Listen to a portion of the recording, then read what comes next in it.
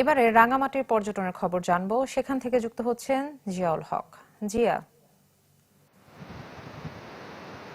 এমনি বান্দরবান এবং কক্সবাজারে যেরকম তথ্য দিচ্ছিল আসলে যে ঝুঁকিপূর্ণ ভাবে বিভিন্ন জায়গায় আসলে পর্যটক নিহতের ঘটনা ঘটে, পার্বত্য জেলা রাঙ্গামাটি তার কোনো ব্যতিক্রম নয়। আমরা দেখেছি যে বিগত কয়েক বছরই আসলে রাঙ্গামাটিতে যেসব পর্যটক বেড়াতে এসেছেন তাদের এই কাপ্তাই হ্রদে আসলে ভ্রমণ করেন প্রথমে এসে। এই সব টুরিস্ট বোট গুলো আসলে বিশেষ করে এই সময়টাতে যে কালবৈশাখী ঝড় হয়, যে কোনো মুহূর্তে আসলে যে ঝড়ের কবলে পড়ে আসলে পর্যটকের মৃত্যু ঘটে। কয়েক বছরে আমরা দেখেছি সে ধরনের ঘটনা ঘটেছে। তারপরে আসলে প্রশাসনিকভাবে বিভিন্ন ধরনের উদ্যোগ নেওয়া হয়েছিল, যেহেতু টুরিস্ট বোট গুলোতে লাইফ জ্যাকেট নিশ্চিত করা সহ বোটের ছাদে যাতে কেউ না বসে থাকেন, এই সেই বিষয়গুলো আসলে বিভিন্নভাবে সামাজিকভাবে আসলে সেভাবে সতর্কতা করা হলেও এখনো পর্যন্ত সেই রকম ভাবে আসলে সচেতনতা তৈরি হয়নি।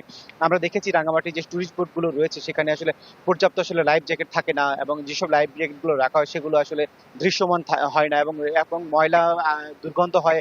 অনেক পর্যটকরা আসলে সেই সময় এগুলো কাছে নিয়ে রাখতে চান না বা পড়তেও চান না। এছাড়া অনেক সময় আমরা দেখেছি যে এই সময়টাতে পর্যটকদের আনাগোনা বেড়ে যায়, এবং অনেকে তারা ছাদে ভ্রমণ করেন, এবং অনেকে দেখেছি এসব লাফালাফি করতে দেখা যায়। এইসব সময় দুর্ঘটনার আশঙ্কা থাকে।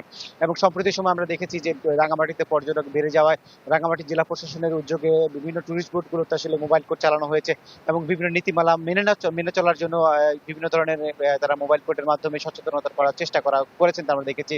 আর তারপরে আসলে বিভিন্ন সময় আসলে পর্যটকরা নিয়ম মানেন না, এবং পর্যটকরা আসলে নিয়ম না মানার কারণে বিভিন্ন সময় দুর্ঘটনার শিকার হয়।